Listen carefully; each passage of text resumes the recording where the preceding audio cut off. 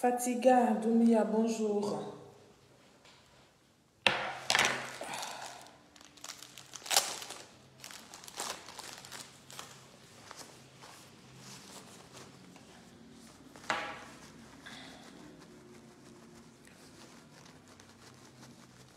Bonjour, bonjour, bonjour, bonjour à tous. Bonsoir.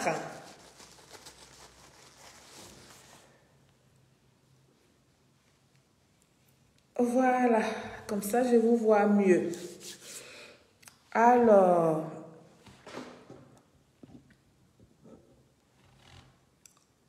Younous Ouattara, bonjour. Shiban Ismaël, bonjour, bonsoir. Excusez-moi, je vais mettre ma chanson d'inspiration.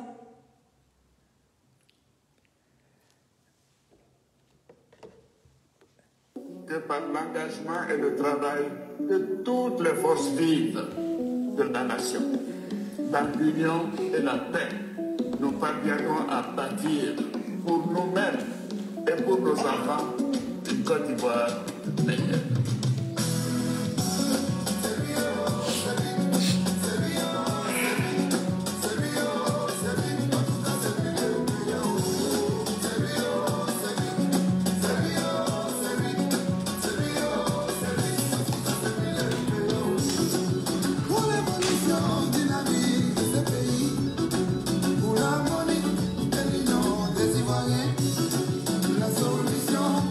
FBI, merci pour ta présence. Bonsoir. Soumanguru Kanté, bonsoir, super fan. Comment tu vas? Joss Fofana, bonsoir. Solo Binaté, bonsoir. Jacob Eva, bonsoir. Ma grande soeur, si tu connais, je te claque le bisou là-bas. Bangali Sidibé, bonsoir. Moïse Fofana, bonsoir. Ouattara Kassoum, bonsoir. Suleiman Silla, merci. Merci beaucoup mon frère, bonsoir. Gaoussou Traoré, bonsoir. Oui, ma grande sœur, si tu es à l'heure aujourd'hui là.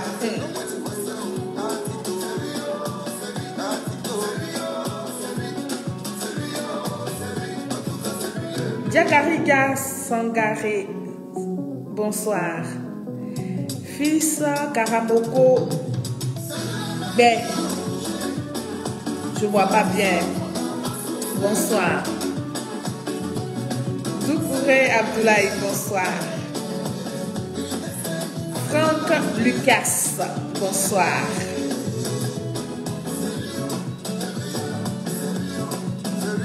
Ismaëla, bonsoir.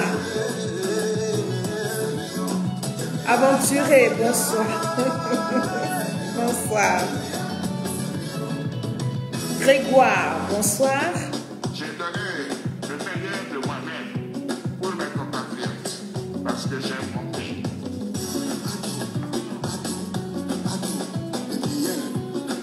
Barcool, bonsoir. Barcool, bonsoir. Alidou Bangaye, bonsoir. Bangaye ou Bangaye, je ne sais pas. Je suis ma puissance, bonsoir. Adiakone Doumia Touré, ma grande soeur, bonsoir. Plein de bisous. Yelesa, bonsoir. Ablo Ouattara, bonsoir. Ahmed Touré, bonsoir. Youssef, bonsoir. Bill Kibafori, bonsoir.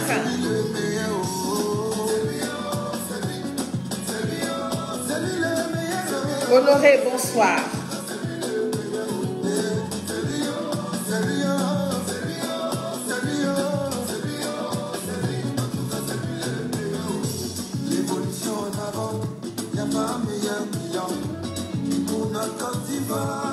Aboubakar Koné. Pause.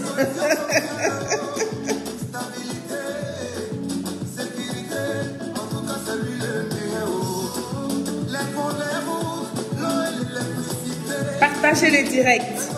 Faites monter le mercure, comme le disent nos adversaires. C'est lui, oh c'est lui. En tout cas, c'est lui le meilleur. Oh. Alors, Boaké Koné, bonsoir. Daouda Kamagate, bonsoir.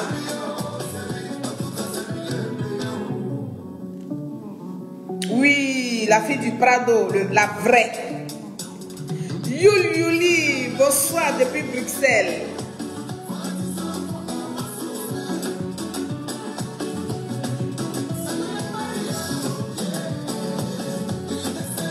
Allez, vous faites les captures d'écran.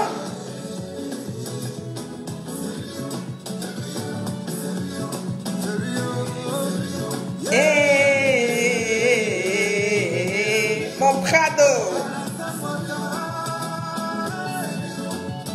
Fofana Adou, bonsoir. J'ai donné le meilleur de moi-même pour mes compatriotes parce que j'aime mon pays.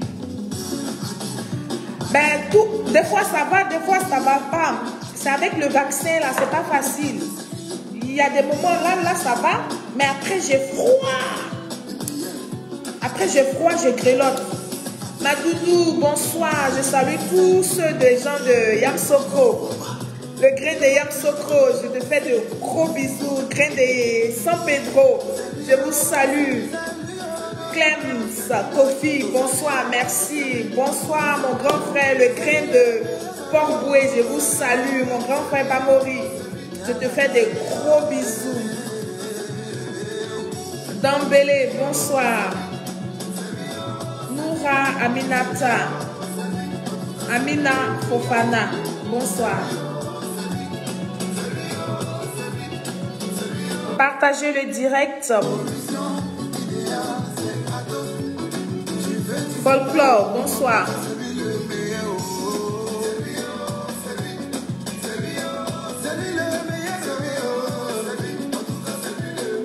Ahmed Ouattara.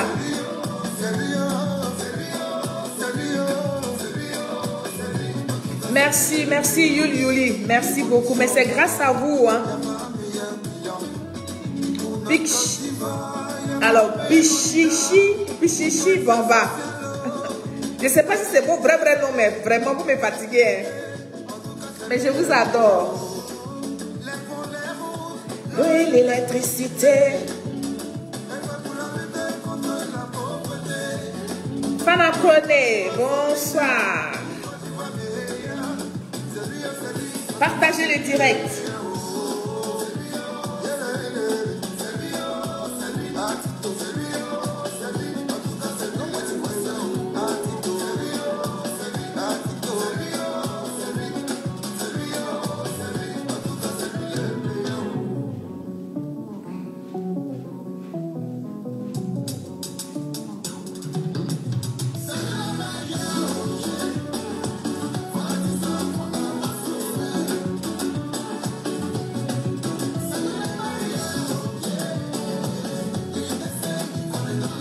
Honorable Kwadjo, bonsoir. Je salue tous mes parents de Guibérois qui sont connectés à l'heure. David Konaté, bonsoir.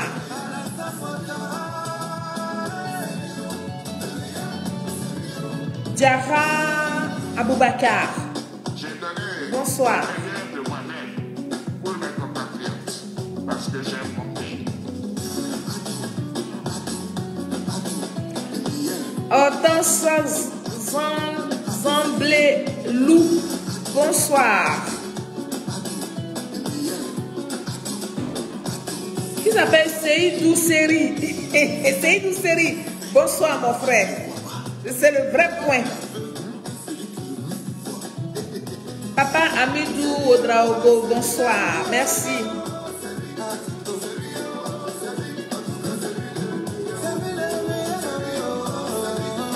Ladi Mameri, bonsoir.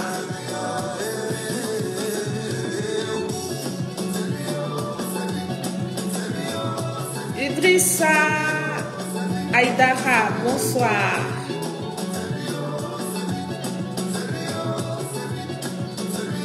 Oui, bien sûr, bien sûr, bien sûr. Bien sûr, mon grand frère, t'inquiète pas.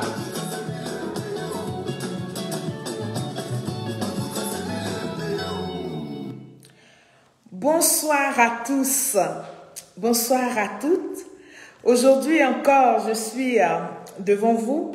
Mais aujourd'hui, vous savez, c'est un jour spécial pour une personne spéciale pour moi. Malheureusement, cette personne spéciale-là n'aime pas trop les atalakou le jour de son anniversaire parce que tout simplement, notre maman a choisi ce jour-là pour nous dire au revoir. C'est-à-dire de telle sorte que, quand nous sommes un peu en joie, nous pensons aussi à elle en même temps à son départ. Donc, vous, mes followers, ce soir, vous qui êtes connectés, vous allez mettre assez de cœur pour ma grande sœur Rachel Crasso, qui a son anniversaire aujourd'hui. On sait qu'elle n'aime pas trop Atalakou. Donc, depuis matin même, je ne l'ai pas appelée. Quand je vois tout ce qui se passe sur Facebook, là, je dis non, je ne l'appelle pas parce que elle sait, moi je sais, ce n'est pas une affaire d'Atalakou, c'est dans le cœur que ça se passe. Elle et moi, on peut ne pas s'appeler des semaines, mais quand on se prend au téléphone, là, on parle jusqu'à, c'était si comme on voulait rattraper le temps des semaines qu'on ne s'est pas parlé. Donc, mettez assez de cœur, mettez assez de cœur pour l'autre sœur, pour la fille du Prado, Rachel Crasso. En tout cas, manière, joyeux anniversaire, que cette nouvelle année t'apporte encore beaucoup et beaucoup de bonnes choses dans ta vie. Je t'aime très fort, tu le sais. Je n'ai plus à démontrer cela. Mais c'est Dieu qui est fort. Allons seulement, allons doucement et sûrement. Il y a Dieu dans notre affaire là. On ne lâche rien. Donc, joyeux anniversaire encore à ma soeur Rachel Crasso. Et à vous, mes followers, je vous dis bonsoir. Bonsoir. Et puis, je ne sais pas, mais je suis tellement contente de vous retrouver. Vous savez, je suis dans le corps médical et le vaccin là, cette troisième dose là, elle me fatigue un peu. Moi qui suis robuste, moi qui ne tombe pratiquement pas malade. Franchement, Dieu m'a fait, je ne sais pas comment il m'a fait, mais je ne tombe pas malade. C'est rare, vous allez me voir, je suis malade, je vais chez un médecin. Mais ce troisième vaccin là, je ne sais pas, mais ça me secoue. Il y a des moments où je me porte très bien. Par exemple, ce matin, je n'ai pas eu la force de faire de joyeux anniversaire à Rachel. Parce que j'étais lourde. Je ne pouvais même pas. J'étais lourde. J'avais des vertiges, des nausées. J'ai dit, aïe, moi, une vieille femme à 60 ans encore, il y a nausée ici. On peut faire ça. Et donc, du coup, après l'après-midi, ça commençait à aller. J'ai commencé à avoir un peu de transpiration et tout ça. J'ai dit, ben voilà. Mais mes followers sont là, mes loulous sont là. Mes golden boys et mes femmes de valeur sont sur mon direct. Je sais qu'elles m'apportent des prières et donc ça va aller. Et pour ne pas que le froid gagne raison de moi, je me suis levée, j'ai fait un peu de sport, j'ai fait un peu d'activité et ça va mieux. Ça va, donc je dis, on va faire un petit direct. Mais on va faire un direct d'anthologie. Oui, c'est important de temps en temps. Donc, bipez-moi Monsieur Micro, parce que c'est de lui que nous allons parler ce soir. C'est à lui que nous allons apporter des informations. Ce soir, je peux me permettre, je peux me donner l'autorisation de dire que je vais lui apprendre des choses. Oui, c'est sans orgueil, c'est sans vouloir vraiment le frustrer, mais je vais lui donner des informations, je vais lui apprendre des choses pour que vraiment ça se passe bien en lui. Parce que ce monsieur Micro que vous connaissez, qui fait quelquefois des directs, il se prend pour un cyberactiviste politique. Il pense qu'il fait la politique. Mais moi, je vais lui démontrer ce soir que ce n'est pas de la politique qu'il fait. Qu'est-ce qu'il fait là? On appelle ça des causeries. Causeries de Facebook. Il vient faire causeries de Facebook. Parce que les faits politiques, on n'a pas besoin de donner nos ressentis. Bonsoir à mon grand frère Belmit. Depuis ta position, je te fais plein de bisous, mon frère. Alors, on n'a pas besoin de donner notre ressenti, n'est-ce pas, quand on fait des directs. Oui, on peut faire des directs de plaisanterie et tout. Mais quand on veut s'adresser à une dame comme moi, ouais, c'est de ça qu'il est question. Une dame responsable comme moi. Une dame bénie comme moi. une enfant du Prado comme moi, hein, on va faire des recherches. Oui, parce que moi, quand tu vas, si tu ne fais pas des recherches et que tu veux t'adresser à moi, tu as tous les problèmes. Parce que moi, je vais aller en profondeur avec toi. Je vais aller jusqu'à aller étouffer ton esprit. Pour que tu comprennes que nous sommes actuellement sur le débat politique. Les dés sont jetés. Le débat est ouvert. Donc celui ou celle qui est sur Facebook, qui veut s'attaquer à ma communication, il faudrait que cette personne soit lourdement armée. Parce que moi, je ne dors pas. Oui, je suis plein dedans. En plus du fait que je sois plein dedans, mais je vais à la source. Non seulement ça, je vais à la source, mais je me donne les moyens, c'est-à-dire l'argent, de pouvoir suivre quelques petits cours rapidement de politique. Parce que c'est important. Si on dit que ça nous plaît, il nous faut avoir des moyens. Et ces moyens-là, pour les avoir, il faut travailler. Et oui, et donc moi je me donne le minimum pour pouvoir m'informer, pour pouvoir m'équiper, pour pouvoir avoir tous les éléments pour que j'affronte mes adversaires. Parce que je dis ceux-là, je serai dans leur sang, je serai avec eux jusqu'à l'Ascaras. C'est de ça qu'il est question.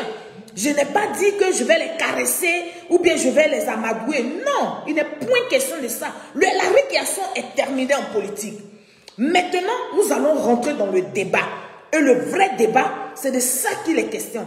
Si une personne s'attaque, parce que la dernière fois que je me suis attaqué à la communication de M. Micro, j'ai parlé de sa communication. Et vous savez, vous qui me regardez, vous qui avez l'habitude de me suivre, vous savez comment je fonctionne.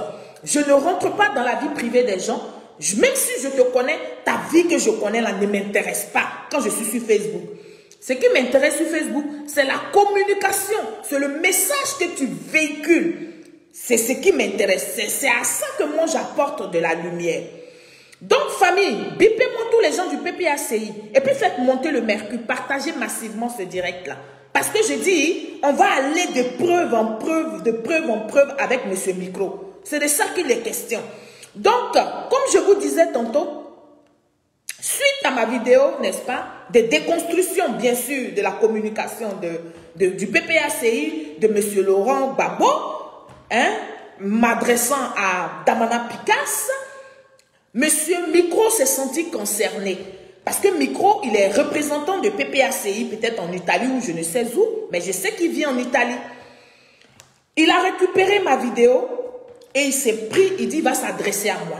Malheureusement, pour s'adresser à une personne comme moi, une personne aguerrie, une personne équipée comme moi, il n'est pas allé faire des recherches.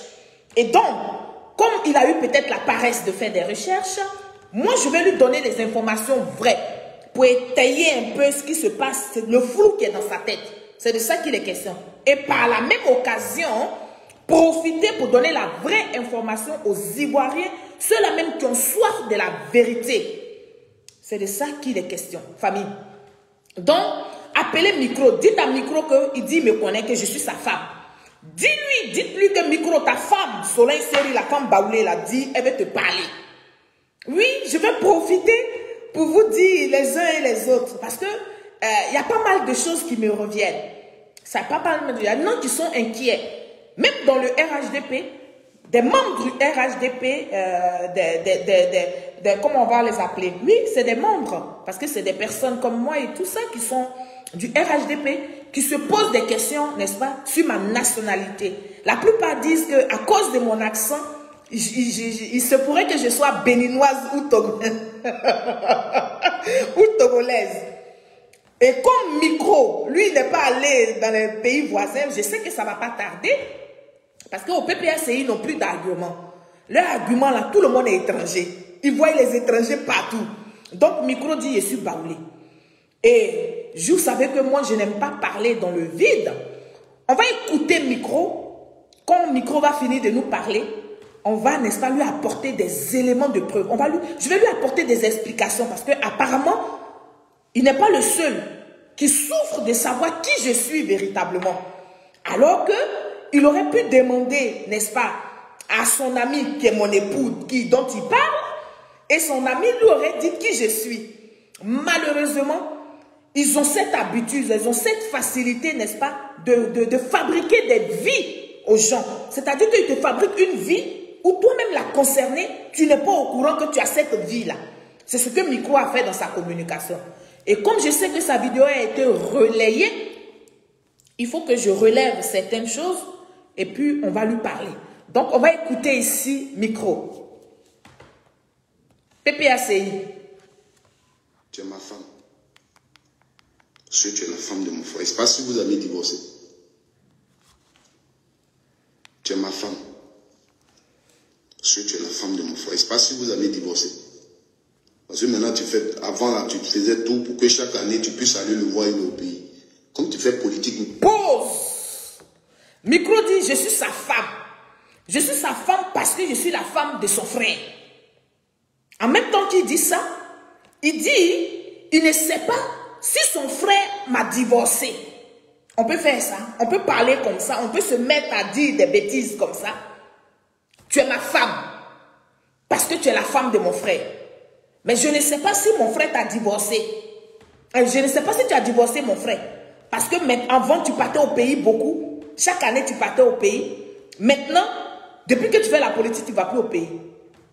Donc, je vais mettre pause pour dire à Micro que moi, je ne pars pas au pays chaque année.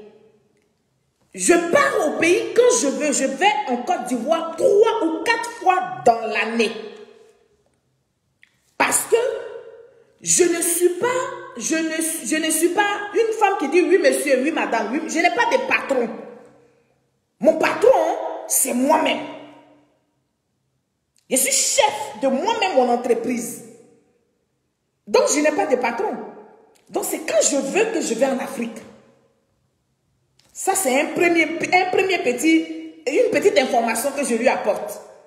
Que moi Solange, si tout de suite je me lève, je fais ma valise, je mets à l'épaule, je vais en Côte d'Ivoire.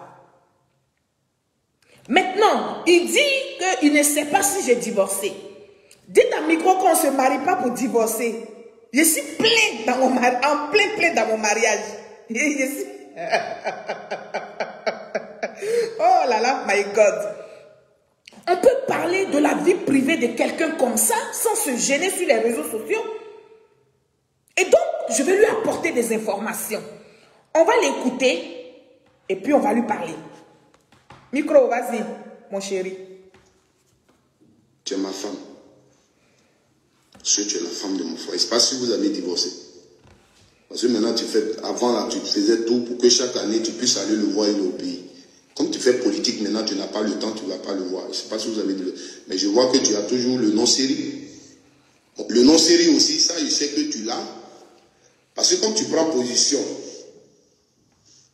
pour RHDP, et on connaît un peu la Côte d'Ivoire, je sais que d'autres pensent que tu es une fille bêtée.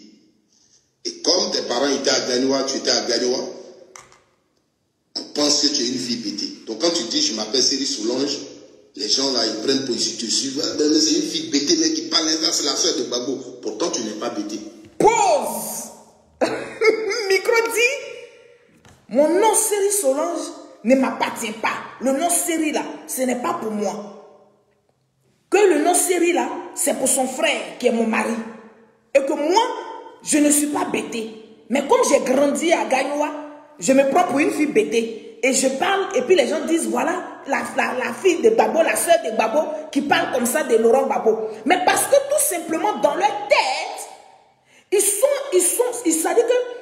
emprisonnés de savoir que je suis une série, mais je ne soutiens pas M. Laurent Babo. Je suis une série, mais je ne fais pas partie du PPACI. Donc, il faut me trouver des origines ailleurs, autre que bêté. Parce que quand tu es bêté pour Micro et puis le PPACI, il faut directement, c'est que tu dois aimer Laurent Babo, tu dois aimer ce que Laurent Babo fait. Et pourtant, Micro vous a dit que j'étais la femme de son frère. Qui me connaît?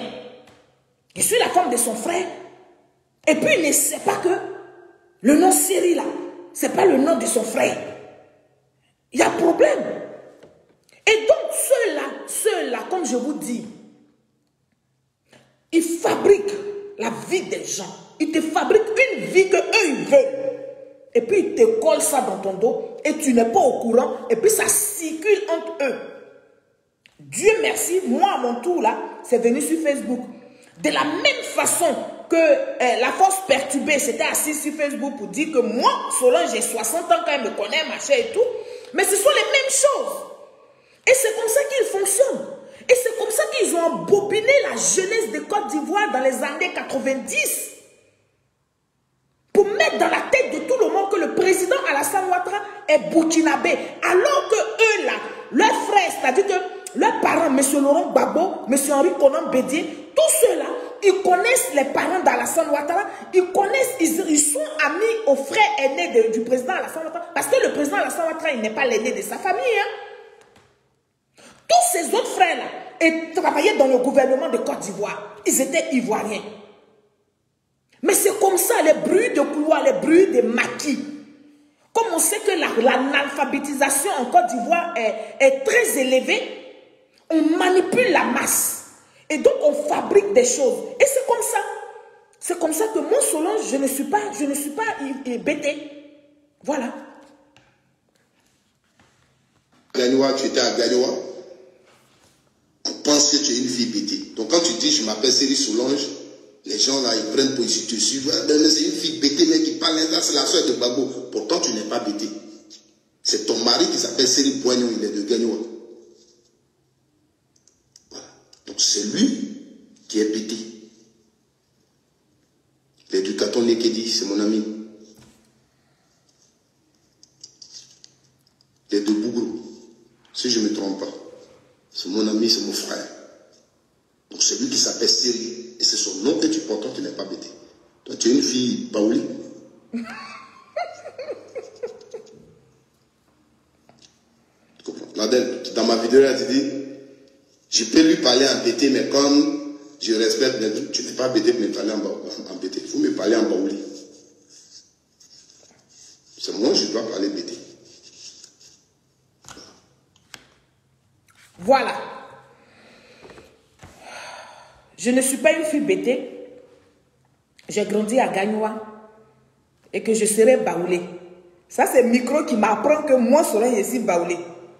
Bon, dites à Micro que baoulé la même, je prends. Mais pour ne pas qu'il fasse passer le mensonge, pour ne pas qu'il publie, n'est-ce pas, la fausse information aux Ivoiriens, je vais le mettre à l'aise. Dites à Micro que je m'appelle Solange Série, épouse Série Boignon. Dites à monsieur Micro, son ami qui dit que c'est son frère qui est mon mari là.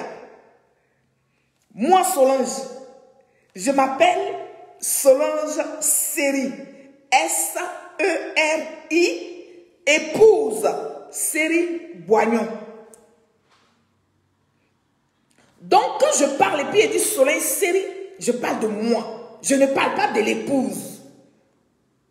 Si je parle et que je dis Madame Série Boignon, oui, je parle de l'épouse. Sinon, quand je parle, quand je suis sur Facebook, sur ma page Facebook, c'est Série Solange. Série Solange, Série, c'est mon nom de famille. Dites à Micro que je suis de Guibérois. Mon père est de Guibérois, il est du canton Dri. Mon village à Guibérois, c'est Grand Bélam. Et quand tu arrives à Grand Bélam, c'est 3 gros villages qui se sont regroupés. 3 gros quartiers. Tu demandes le quartier d'Apoloua. Dites ça à Micro. Et au quartier d'Apoloua, même à Guibérois seulement, tu t'arrêtes, tu demandes à Grand Bélam, monsieur Série Bouri Mathieu. Mon papa s'appelle Série Bouri Mathieu. Dites ça à Micro. Dites aussi à Micro que ma maman, elle vient de Béliéwa. Ma maman là, c'est la sœur de monsieur, ancien député maire, Yoro Joachim. Dites à Micro que ma maman vient de Béléoua. Ma maman s'appelle Ogué Béatrice. Et le village maternel de ma maman, c'est Teiri. Mon grand-père vit encore, il s'appelle Zadou Jibé. Celui qui a mangé la dot de son ami là. Il s'appelle Zadou Jibé. Il est assis à Teiri là-bas. Donc dites à Micro que J'avais bien voulu être baoulée, mais je ne suis pas baoulée. Je suis bêtée. 100%. Je suis bêtée jusqu'à la 7e génération. Donc, baoulée là, ce n'est pas moi. Peut-être que dans mon dos, peut-être qu'il est en train de m'apprendre que mon époux s'est marié à une femme baoulée qui s'appelle Solange aussi. On ne sait jamais, parce qu'en Côte d'Ivoire, les gens peuvent faire beaucoup de mariages. On ne sait jamais. Voici le patron, M. Laurent Gbagbo, qui n'a pas encore divorcé, qui a fait mariage. Donc peut-être que mon mari, il a fait mariage dans mon dos à une femme baoulée qui s'appelle Solange. C'est ça aussi que le vrai problème. Donc, Micro est en train de peut-être me donner une information. Micro, merci. Je vais en tenir compte. Je vais mener mes enquêtes pour voir si mon époux n'a pas marié une femme baoulée. Mais pour l'heure, je suis bêtée. Bêtée de Guibérois, bêtée de Gagnois. Voilà. Ça, c'était pour la petite partie à Micro. Pour dire que Facebook, où on se met, on doit utiliser Facebook pour apporter les informations vraies. Mais pas pour dénigrer les gens. Je n'ai jamais attaqué la vie de Micro. Je ne le connais pas plus. Parce que connaître quelqu'un, c'est une personne que tu fréquentes. C'est une personne avec laquelle que tu causes régulièrement.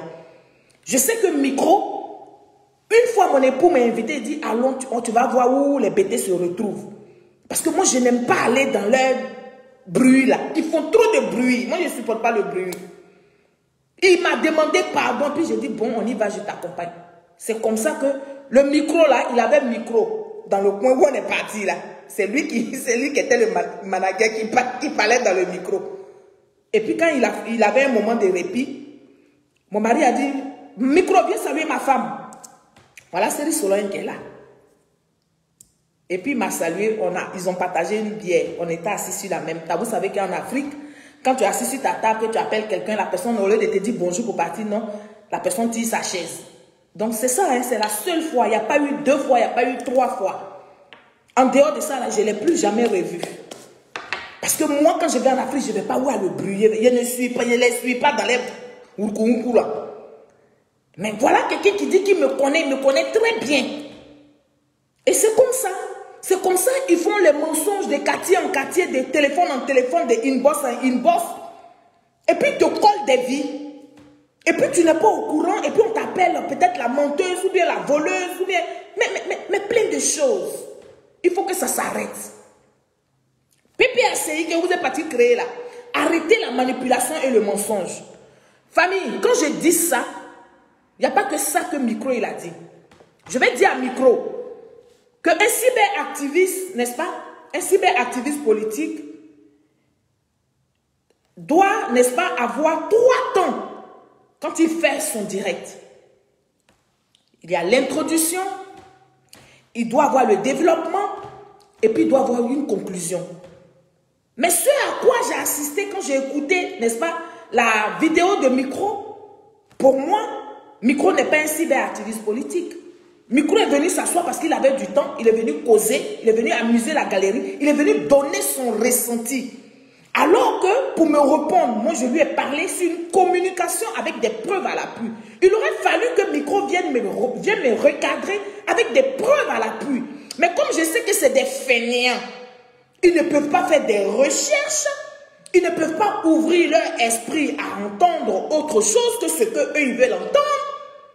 Donc, il a préféré prendre son téléphone, venir s'asseoir puis faire une causerie. Alors que c'est moi, c'est très mal me connaître. Avec moi, il ne faut pas faire de causerie. Quand on vient, n'est-ce pas, sur les réseaux sociaux pour parler politique, comme je disais, l'on doit ressentir dans nos conversations, oui, on doit, parce que nous sommes là à cause de vous, les followers. Nous sommes là à cause de vous. Nous sommes là pour n'est-ce pas, alerter la masse. Nous sommes là pour prévenir la masse. Nous sommes là pour sensibiliser la masse. Nous sommes là aussi pour apporter des informations à la masse. Et donc, on ne peut pas venir s'asseoir sur Facebook pour donner son ressenti sur des faits qui sont là, qui sont réels. Alors, quand je fais cette mise au point, je t'informe, Micro. Quand on m'a envoyé toute ta vidéo, puis je l'ai écoutée en long et en large. Mais mes followers, je ne vais pas rentrer, n'est-ce pas, en profondeur avec vous quand j'ai fini la partie de dénigrement, parce que c'était une façon de me dénigrer. C'était une façon de me faire passer pour une personne que je ne suis pas quand il m'invente des vies. Quand je finis de faire cette mise au point là, Micro peut aller se renseigner, je lui ai donné le nom de mes villages, il peut aller se renseigner et puis il va savoir d'où je viens. Mais si il se trouve que je suis baoulé, même tout ça, je prends. Nous allons rentrer dans le vif du sujet. Dans la vidéo de Micro qu'on m'a emmené, nous allons l'écouter. Et puis c'est à partir de ce qu'il a dit là, c'est toujours dans sa même vidéo où il s'adressait à moi, que je vais le déconstruire. Je vais déconstruire sa communication totalement.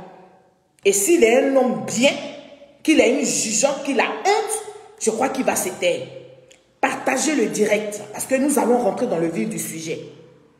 Là, c'était pour me défouler, c'était pour faire échauffement, pour que j'ai un peu chaud, parce que j'avais froid. Mais nous allons rentrer dans le vif du sujet. Nous allons écouter Micro ici. Alors, je t'explique. Tu as dit qu'il y a des règles et que quand on n'est pas d'accord, il y a la voie à suivre. On devait laisser annoncer les résultats et nous, on devait revendiquer selon la loi. Damana Picasse, le titre sur lequel il était là, regarde bien la vidéo que tu as montrée. Damana Picasse était à côté, il regardait. Et il y a un monsieur qui parlait à côté. Ces résultats, on n'est pas tombé sur un consensus. Ces résultats n'ont pas été vus, n'ont pas été validés. On ne peut donc pas les annoncer public. C'est eux qui sont au sein du conseil. C'est-à-dire, eux, ce qu'ils disent là, pour toi, ça n'a pas d'importance. Hein. Parce que après, tu mets les vidéos des gens dont tu considères, parce que c'est dans ton parti qu'ils sont. Donc ce qu'eux disent là, c'est ça qui est la vérité. C'est ce que tu considères. Ce qu'eux ils expliquent là, ce que tu considères le porte-parole de la CI qui est de ton côté, ce que lui il explique là, c'est ce que toi tu considères, c'est ça qui est la vérité. Mais quand Damana Picasse aussi qui est au sein de la CI dit que les résultats là n'ont pas suivi la voie que ça devait suivre, donc on ne peut pas les annoncer. Donc lui il prend les résultats. Moi je dis je suis un jeune de Côte d'Ivoire, jeune Ivoirien. Je préfère revendiquer de la sorte que prendre des armes. Voilà. Et donc, monsieur Micro, il nous dit que le geste qu'a fait Damana Picasse était un bon geste, que lui soutient ça. Micro, moi, Solange Seri, fille de Guibérois, n'est-ce pas? Je vais t'expliquer. Je vais t'expliquer un peu pourquoi Damana Picasse n'a pas voulu effectivement qu'on prononce, qu'on annonce, n'est-ce pas? Qu'on communique, n'est-ce pas, les résultats là. Je vais te dire, je vais t'emmener à comprendre. Parce que vous l'avez écouté, Micro. Ça, c'est un type qui fait de la politique, ça. C'est-à-dire que lui vient donner son ressenti. Alors que moi, je lui parle des faits qui sont suivis de lois, des tests qu'un camp n'a pas respecté. Lui me parle de son ressenti. Son ressenti là, c'est qu'il dit, il trouve que moi, Solange, j'utilise les vidéos qui sont en ma faveur, en faveur de mon parti. Mais si tu sais que j'utilise des vidéos qui sont en faveur de mon parti, mais pourquoi tu n'utilises donc pas les vidéos qui sont en faveur de votre parti, LMP là, en son temps, pour me déconstruire? Parce que c'est ça la communication, c'est ça être... Oui, moi je fais mon direct, j'ai une orientation. Et je suis la logique de mon orientation.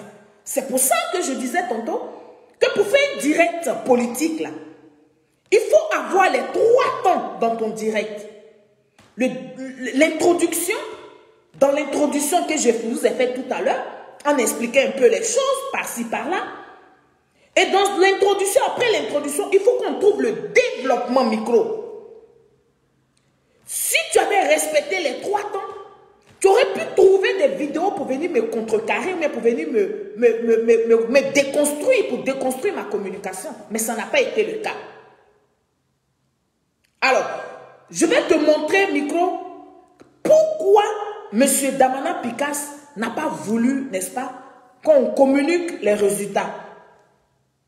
Alors, dans toutes les grandes, dans tous les grands pays, n'est-ce pas, du monde entier, et dans toutes les grandes nations démocratiques, dans toutes les grandes nations de démocratie, n'est-ce pas, l'homme n'instaure pas le couvre-feu le jour des élections. Micro, dans aucun pays, tu vas voir que le jour où il y a des élections, qu'on mette le couvre-feu. On ne peut pas mettre le couvre-feu le jour des élections. Parce que ce jour-là est réservé aux citoyens ivoiriens d'aller voter, d'aller poser leur acte, d'aller décider de qui va diriger leur vie les 5 prochaines années.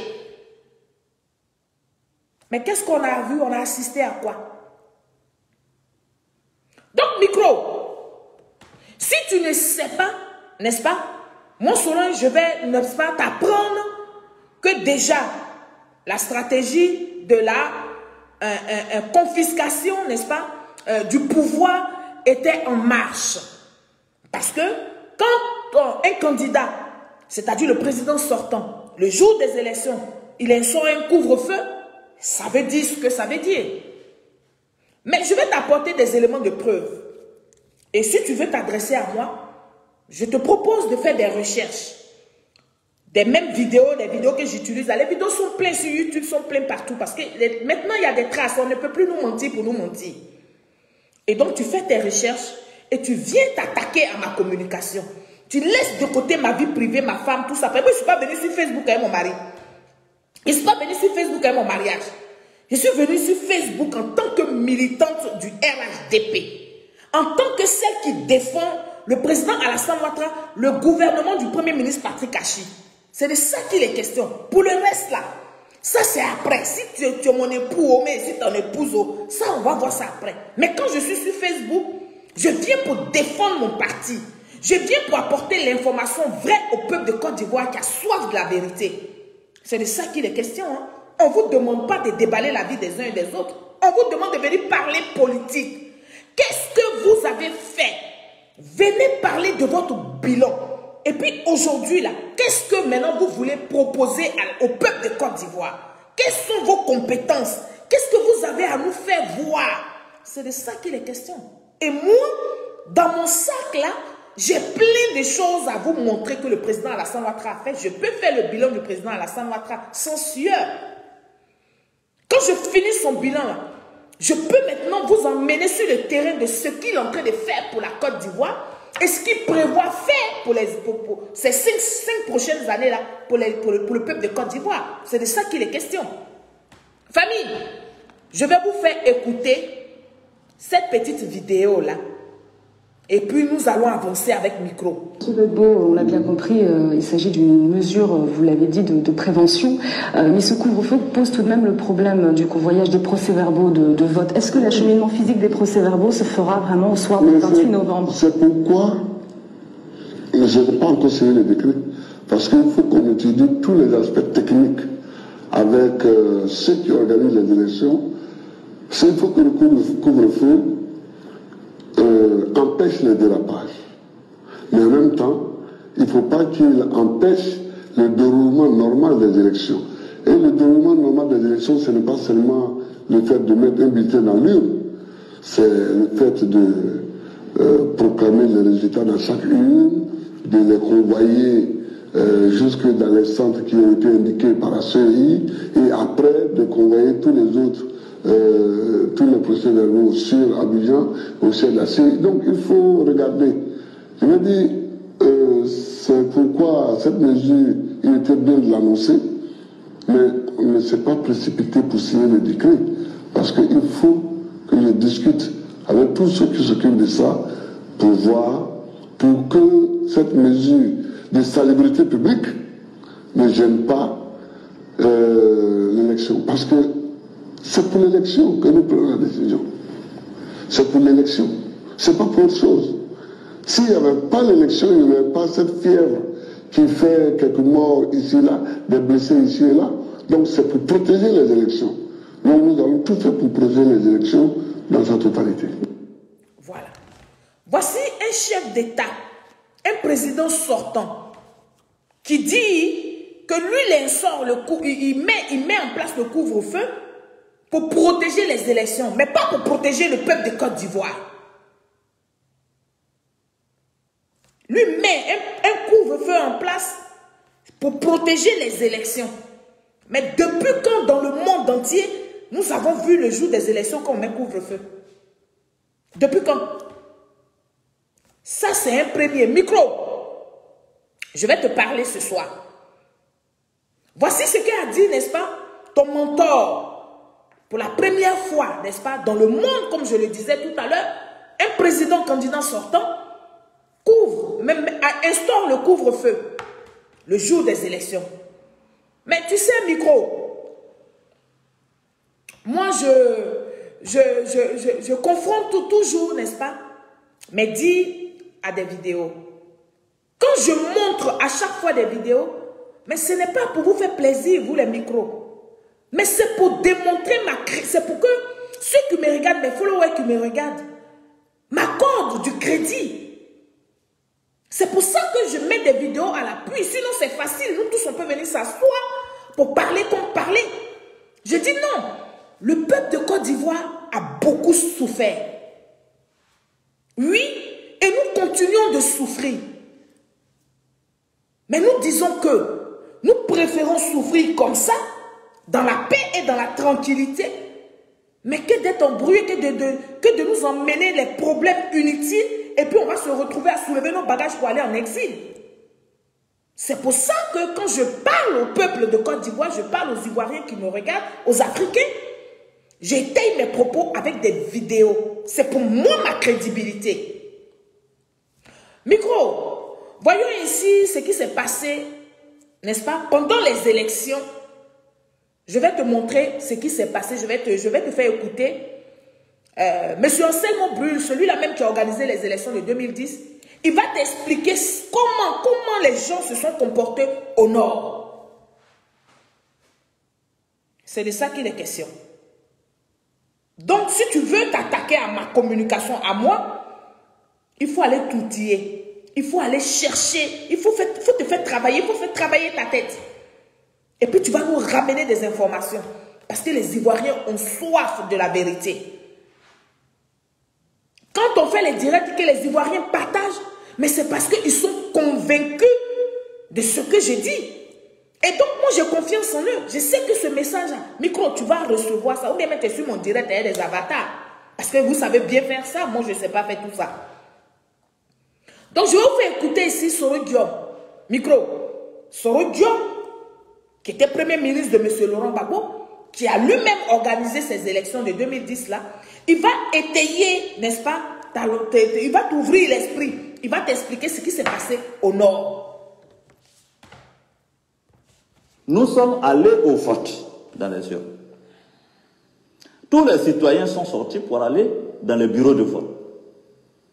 Les Nations Unies, pour pouvoir s'assurer que cette élection, que les citoyens sur tous les centimètres carrés du territoire ivoirien ont voté correctement sans entrave, les Nations Unies ont déployé leurs forces militaires sur l'ensemble du territoire pour suivre les élections. Mais messieurs, je ne me suis pas limité au déploiement des Nations Unies.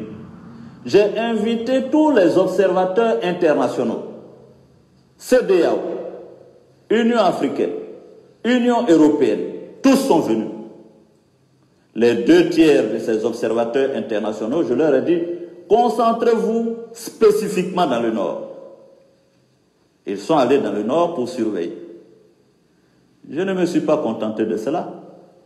Monsieur Laurent Gbagbo a dit, j'ai besoin moi-même que mes propres militaires soient au Nord pour assurer la sécurité de mes électeurs. Il a désigné 1500 soldats. Nous les avons envoyés au Nord. Vous pensez que tout ceci n'est pas suffisamment important, dissuasif, pour qu'il y ait des fraudes au Nord? Tous ceux-là ont été au nord. Ils ont sillonné tous les bureaux de vote. Les 1500 soldats de Gbagbo. Les observateurs internationaux, les 2/3. Les forces militaires des Nations Unies. Tous. Aucun n'a vu les fraudes dont parle Gbagbo. Même les propres militaires de Gbagbo ont fait des rapports dans le cadre du centre de commandement intégré. Même les propres militaires de Gbagbo n'ont pas vu la fraude. Il a fallu qu'il y ait 2 personnes qui voient cette fraude en Côte d'Ivoire. Gbagbo lui-même et le Conseil constitutionnel. C'est de la forfaiture. C'est du mensonge. Voilà. Micro. C'est ça. On dit qu'il y a eu 2 personnes seulement chez ton mentor, Laurent Gbagbo, lui-même, et puis le Conseil constitutionnel, qui ont vu qu'il y avait la fraude au Nord. Parce que comme c'est vous qui tenez la tête de la RTI, vous avez fait passer quelques observateurs qui étaient pour vous, qui ont montré qu'au Nord, là, ils vous ont empêché, vous et vos éléments, d'aller voter là-bas. Ils vous ont tabassé. Voici celui-même qui a organisé les élections en 2010, qui était donc le premier ministre de ton mentor, M. Laurent Gbagbo, qui vous explique, qui nous explique clairement ce qui s'est passé au Nord. Vous-même, comme vous dites que les militaires là sont vos militaires, vous avez déployé des militaires qui sont favorables pour vous. Parce que c'est la condition que vous avez donnée à l'organisateur des élections.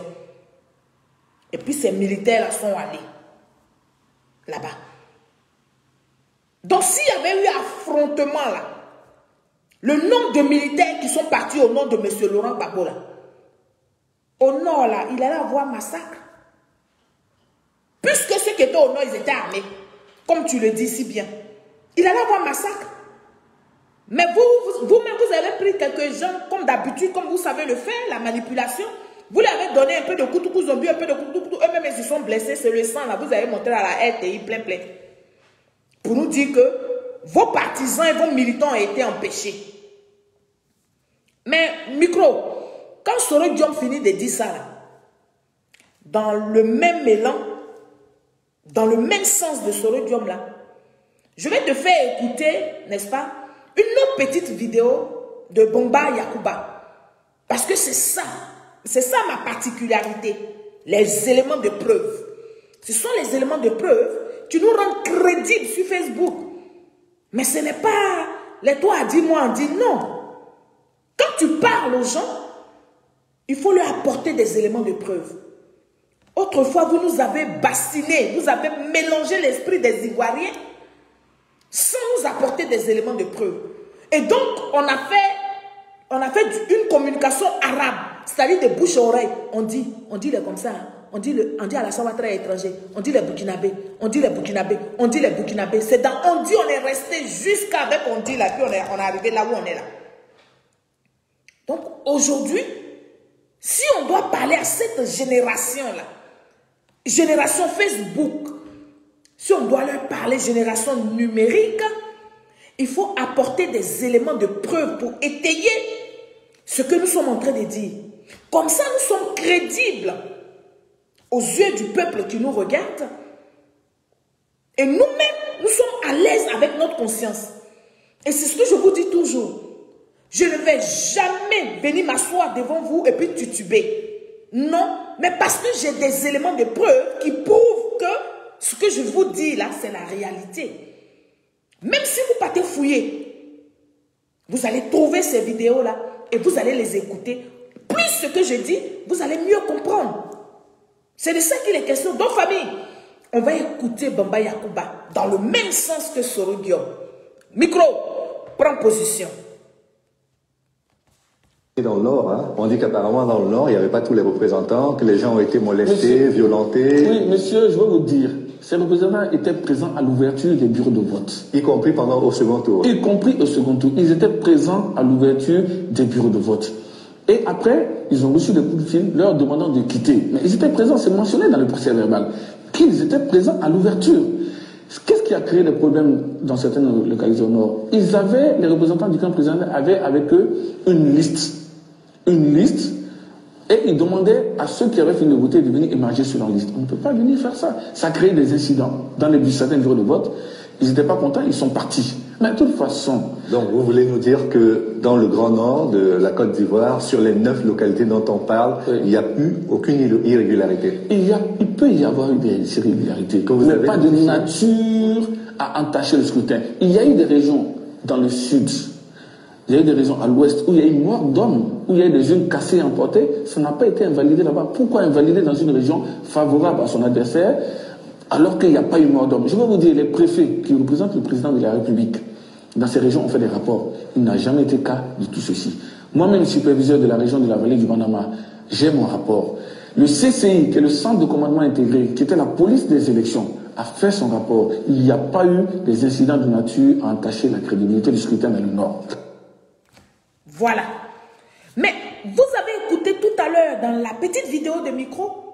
Micro dit, moi, Solange, je ne vais chercher que des vidéos des gens qui sont favorables au RHDP.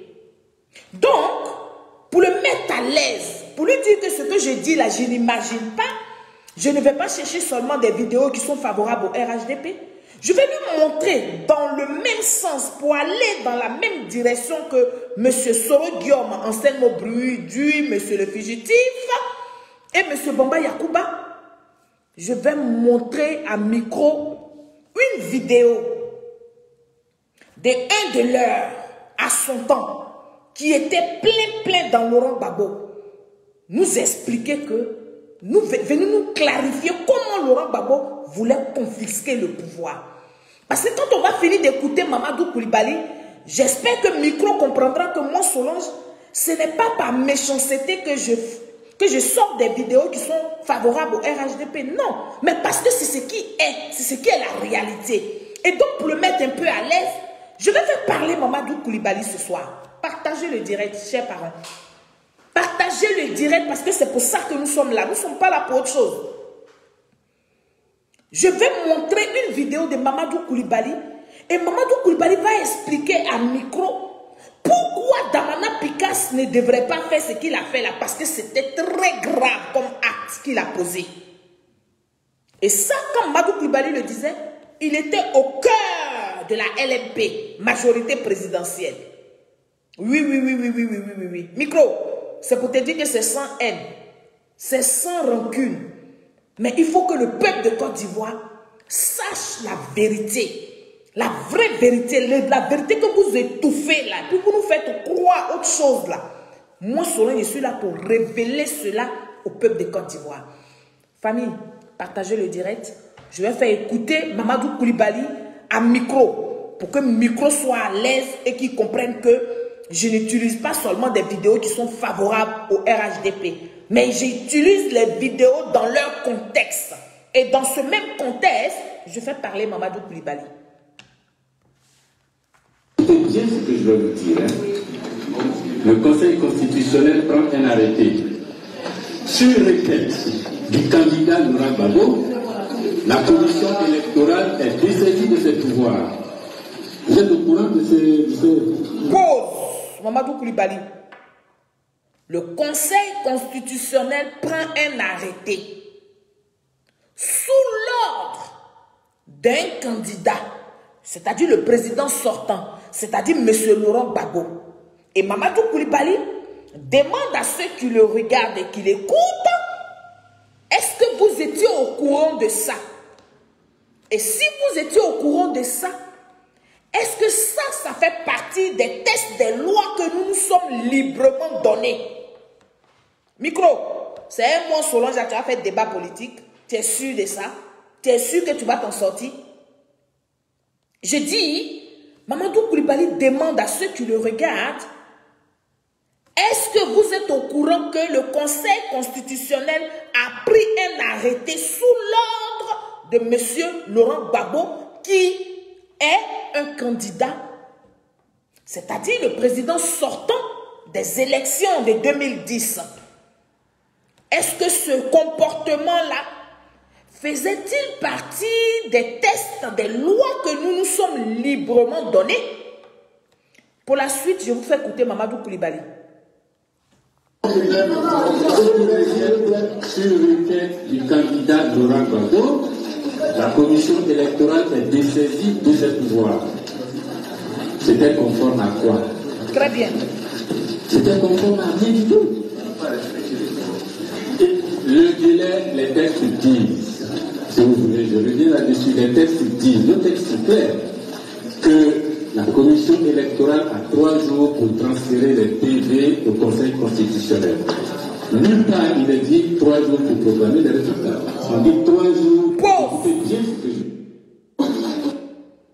Pause, Mamadou Koulibaly. Parce que à chaque fois, ces opposants-là, ces aigris, ces fainéants notoires, ils nous disent que le délai de la proclamation des résultats était dépassé. Donc Mamadou Koulibaly leur dit ici, ce n'est écrit nulle part dans nos tests.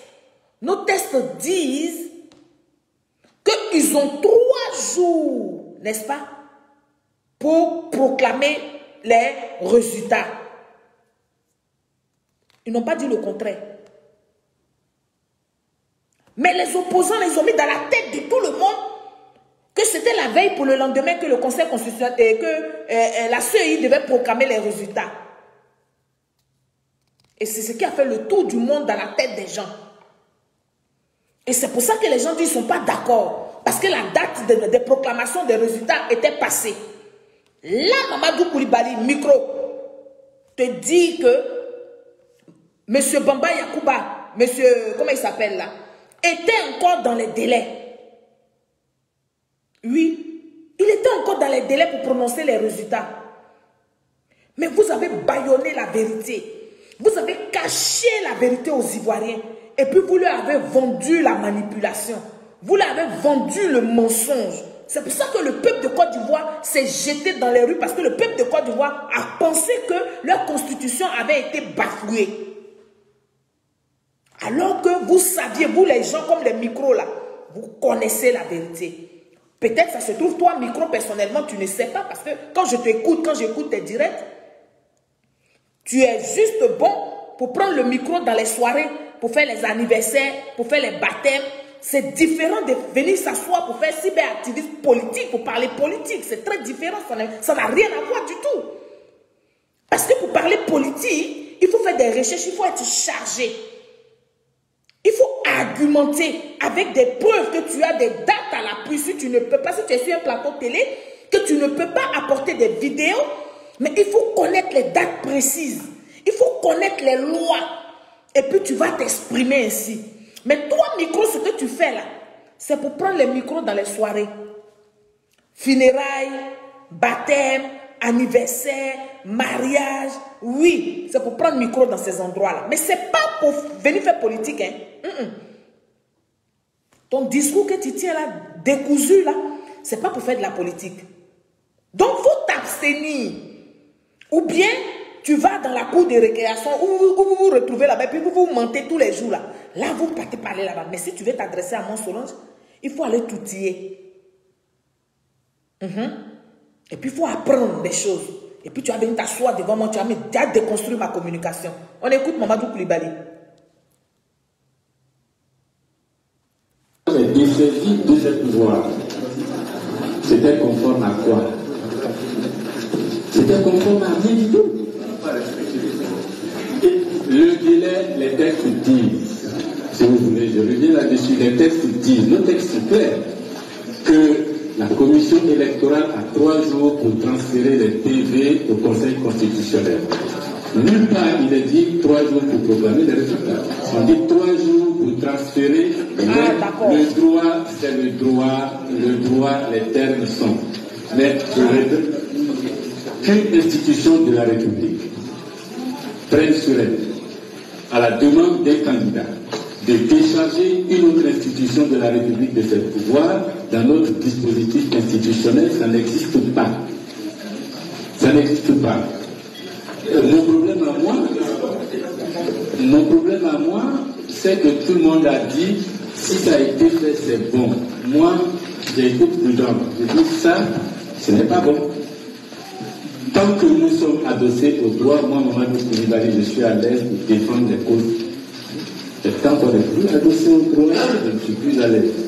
Et c'est le 3 décembre que la même commission électorale prend une autre décision pour dire maintenant que nous avons pris les pouvoirs du conseil de la commission électorale, nous pouvons éliminer les résultats de Boaké, Korogo, Katoula, Ferké, etc. et proclamer un candidat vainqueur.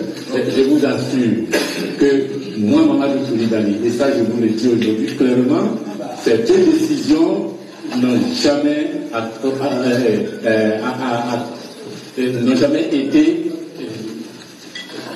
n'ont jamais fait partie de mon consentement, de mon assentiment, n'ont jamais obtenu cet assentiment. Pour moi, c'était pas normal.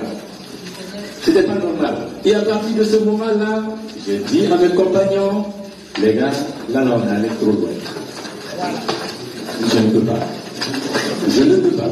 Mon problème c'était, Ouattara Péché, il y a du cafouillage, l'article 64, on a mis le tout et on m'a dit non. Mugabe a l'habitude de faire ça, il se passe rien, on va faire aussi. Voilà.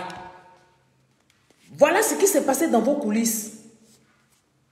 Vous avez eu l'habitude de faire ça, il n'y a rien eu, donc vous allez faire aussi. Et puis vous avez fait. Et pourtant, Mamadou Koulibaly vous avait prévenu. Micro, voici un élément qui peut te mettre à l'aise parce que Mamadou Koulibaly fait partie de toi. Micro, j'espère que tu as bien écouté ce qu'a dit Mamadou Koulibaly.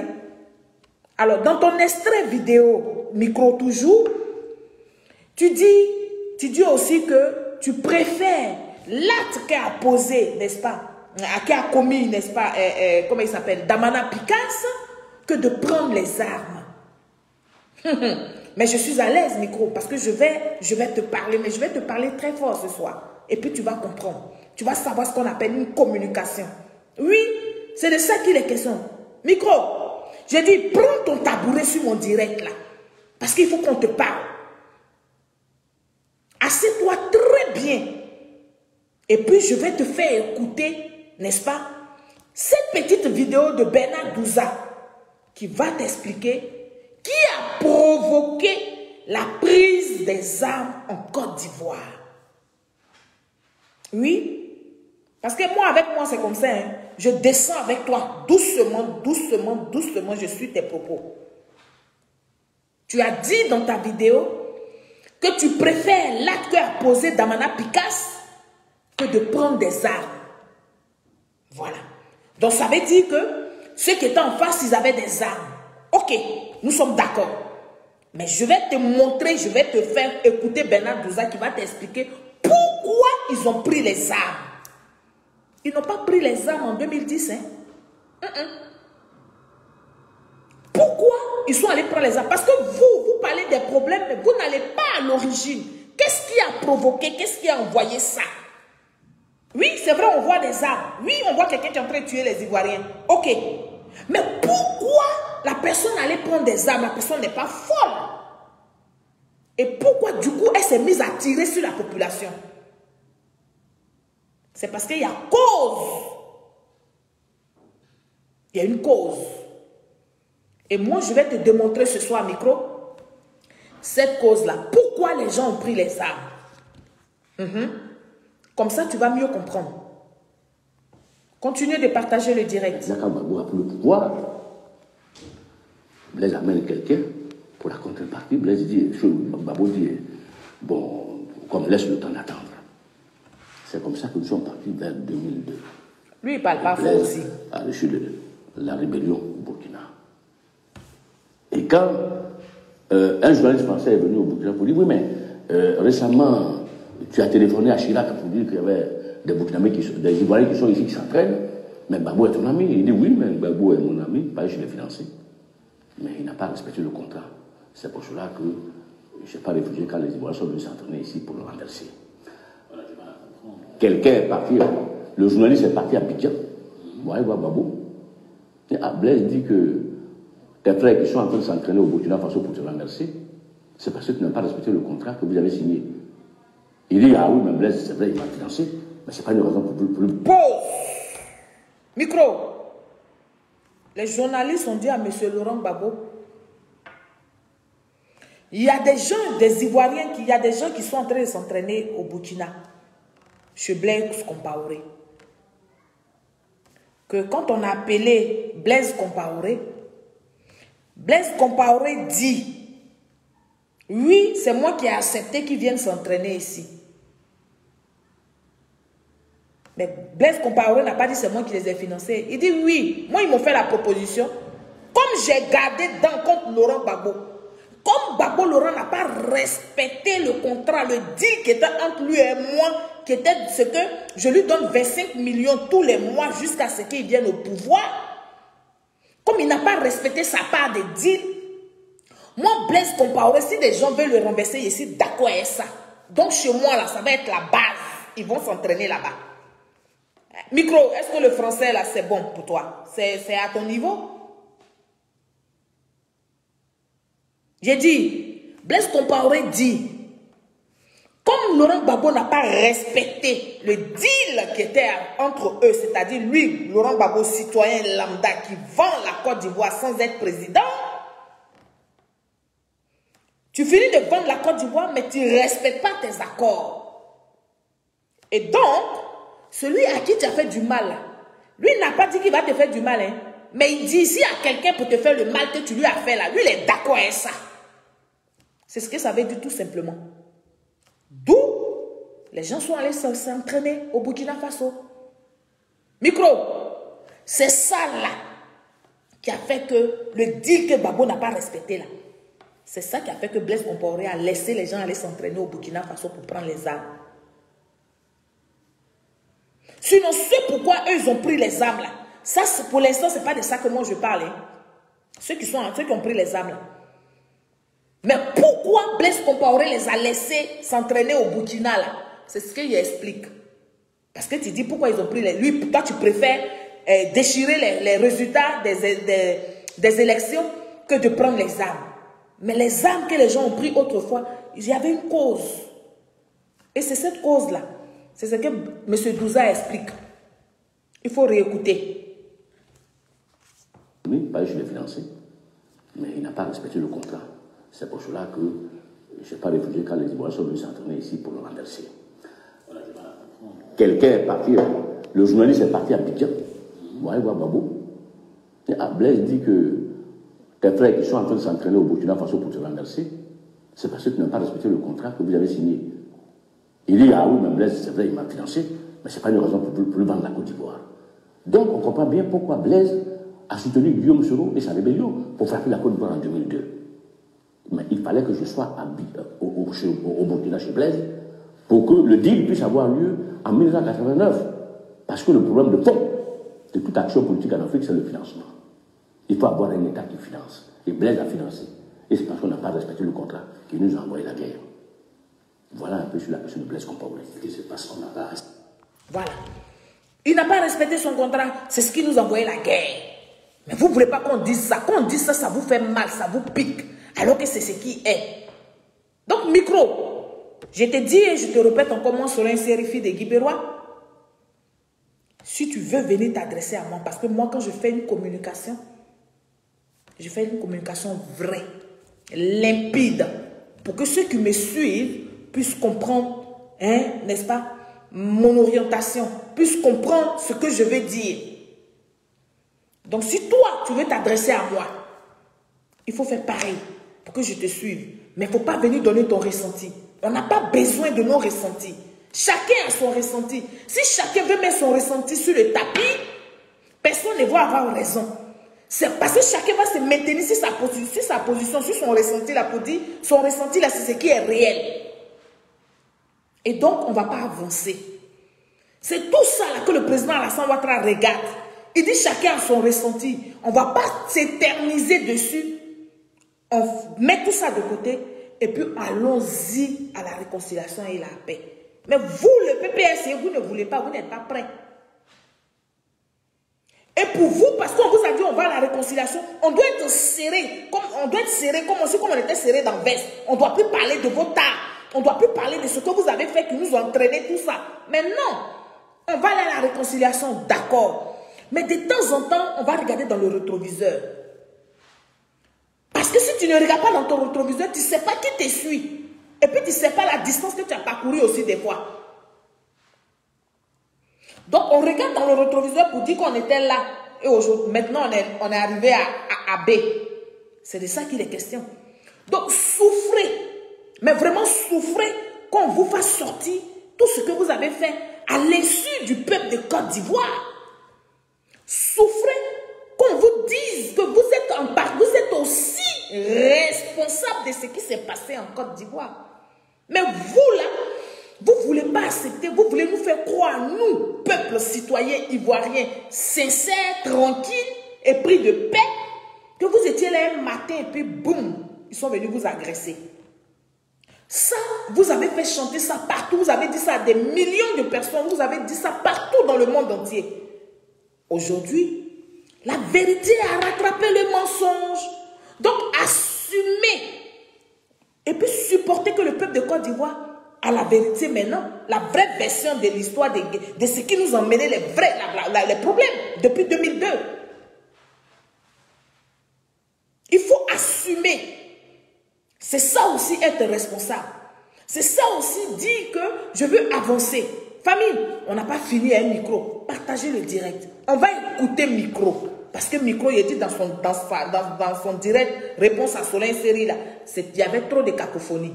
Donc moi, je suis en train de remettre tout en place. Je remets tout en place pour que ça lui fasse un peu de je ne sais pas s'il va avoir la force et le courage intellectuel de pouvoir réfléchir à ce que je suis en train de dire ce soir. Et puis prendre sa part de responsabilité. Parce que c'est ça. Quand on sort les vidéos de preuves, quand on va dans l'histoire et puis on va chercher, puis on revient, c'est pour que chacun analyse et que chacun voie là où il a fauté. Ou là où il a raté quelque chose. C'est de ça qu'il est question, famille. On écoute micro. Selon toi, quand Babo a parlé du respect des règles, au sein de la commission électorale, Damana Picasse devait écouter son mentor et respecter les règles. Donc l'acte de Damana Picasse, c'est ne pas écouter son mentor, ce n'est pas respecter les règles. Donc, c'est Babo Laurent qui l'a fait. Tu l'as même dit que c'est même pas Damana Picasse, mais ce que Damana Picasse a fait là, c'est Babo Laurent qui l'a fait. Et tous, on est d'accord. Et dans ma vidéo, si tu l'avais bien écouté, tu l'aurais su. Et c'est pourquoi je ne veux pas qu'on dise que Damana Picasse doit être effacé de la scène politique. Parce qu'à la fin, cette affaire-là nous a amenés devant les tribunaux. Comme toi, tu es intellectuel, tu connais les règles. Une affaire qui nous a amenés devant les tribunaux. C'est-à-dire ce que Damana Picasse a fait là, tu dis c'est Babo qui a fait. Babo est allé devant les tribunaux pour cette affaire. À la fin, qu'est-ce qu'on a obtenu? Qu'est-ce qu'on a obtenu à la fin? Pause. On a obtenu un acquittement. Oui. Il a été acquitté. Parce que vous, ça aussi, vous faites l'amalgame, vous mélangez tout pour mentir au peuple de Côte d'Ivoire. Il a été acquitté. Et puis tu parles avec une sérénité, on dirait que ce que tu dis là, tu sais ce que tu dis. On dirait que ce que tu dis là, c'est vrai. Alors que c'est truffé de contre-vérité. On l'écoute, hein. À la fin, Babo Laurent a gagné ce procès. Le procès a duré 10 ans. Babo Laurent a remporté le procès. C'est que toutes les vidéos que tu as fait sortir, vous les aviez, ça n'a pas pu condamner Babo Laurent. Donc si Babo Laurent gagne le procès, qui concerne les élections de 2010, on ne peut pas être en Côte d'Ivoire et partout, dès que quelqu'un ouvre la bouche, 3000 morts. Lui, la chante, 3000 morts. Apoutou fait vidéo ici, 3000 morts. Emma Loès parle d'elle, 3000 morts. Lui, il a fait ceci, 3000 morts. Non. Ne jouez pas avec les gens comme ça. À un moment donné, il faut que vous vous asseyez pour que chacun sache sa responsabilité dans cette affaire de 3000 morts. Voilà. Mais c'est la responsabilité de chacun là que je te fais voir tous les jours quand je fais mes vidéos. Oui, il y a eu 3000 morts. Nous sommes d'accord. Oui, M. Laurent Gbagbo a été acquitté. Mais il n'a pas été innocenté. Il a été acquitté pour manque de preuves. C'est de ça qu'il est question. Les preuves qu'ils ont amenées là-bas, à la CPI, là, ces preuves-là n'étaient pas suffisantes. les preuves n'étaient pas du tout suffisantes pour qu'on le maintienne. Mais il n'a jamais été question de quelqu'un qui a gagné son procès. Il a été innocenté, parce que c'est ce que vous dites. Vous dites que Laurent Gbagbo a été innocenté. Alors que tout le monde a écouté le procès, nous avons les résultats partout sur Internet. Il y a eu un acquittement. Il a été acquitté. Il n'a pas été innocenté.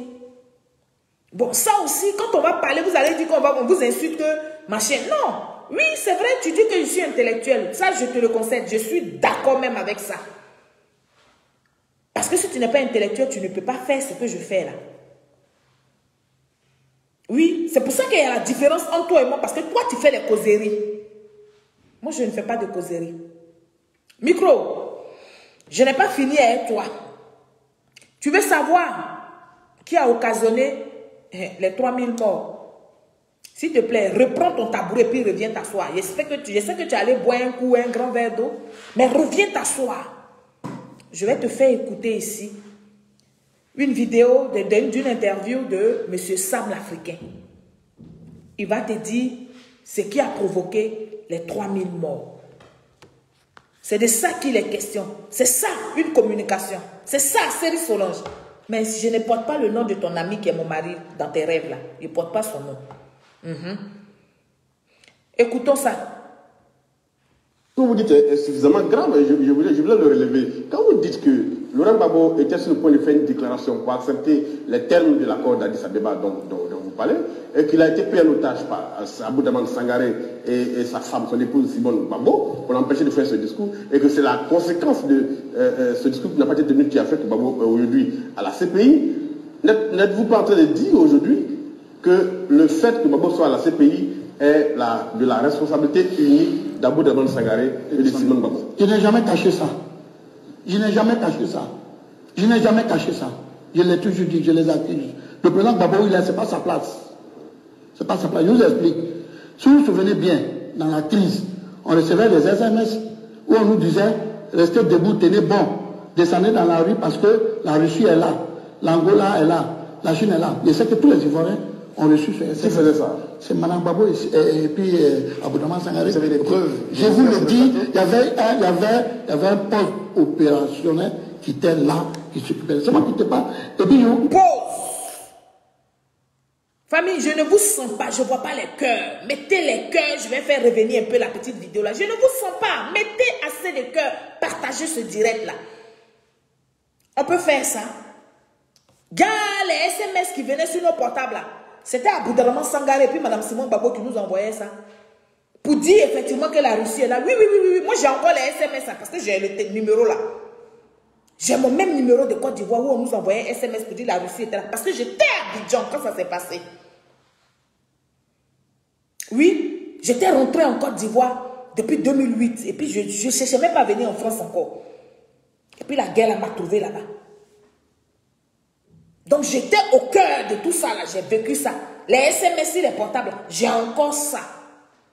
Ah, donc c'était Simone Gbagbo et puis Abou-Daman Sangaré qui nous envoyait les SMS pour dire la Russie, ils ont pris les 2 ponts. Vous avez vu ce que dans quoi vous nous avez mis? Micro, c'est tout ça là qui a envoyé 3000 morts là. Si tu n'es pas au courant, moi il t'apprend ça. C'est tout ça qui a envoyé les 3000 morts. On va réécouter Sam l'Africain. Ceux qui ont mal au cœur là, quittez mon direct. D'Abou-Daman Sangaré et de Simone Gbagbo. Je n'ai jamais caché ça. Je n'ai jamais caché ça. Je n'ai jamais caché ça. Je l'ai toujours dit, je les accuse. Le président Gbagbo, c'est pas sa place. C'est pas sa place. Je vous explique.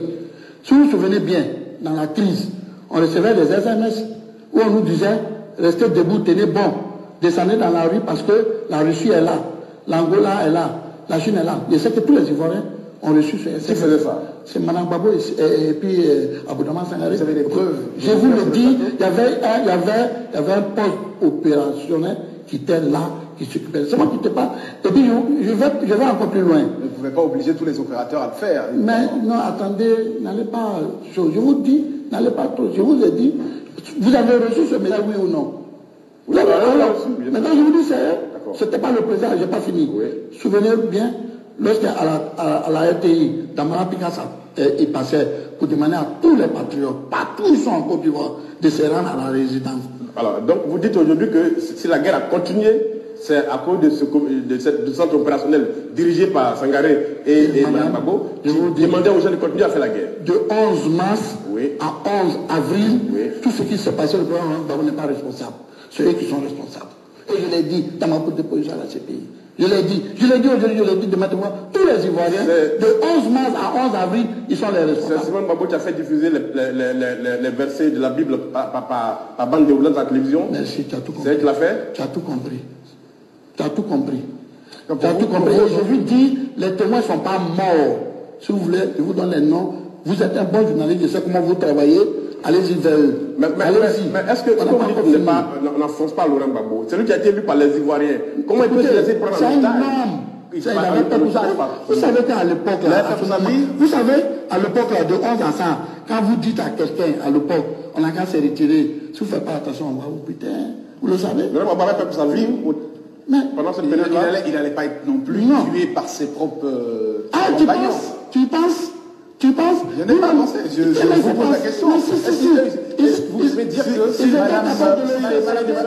savez qu'il y a des gens qui ne peuvent pas accepter d'être en haut et puis se retrouver en bas. Il y a des gens qui ne peuvent pas accepter ça. Il y a des gens qui sont prêts même à mourir. Vous savez, Mme Laurent Gbagbo, vraiment aujourd'hui elle est dans une situation difficile, je prie Dieu pour elle aussi. Mais ça dit ce qui me fait tellement, c'est que dans leurs attitudes, dans leur comportement, c'est comme si ils ne se reprochent rien du tout. Pourtant, il y a eu des morts en Côte d'Ivoire ici. Les Ivoiriens sont morts dans ce pays.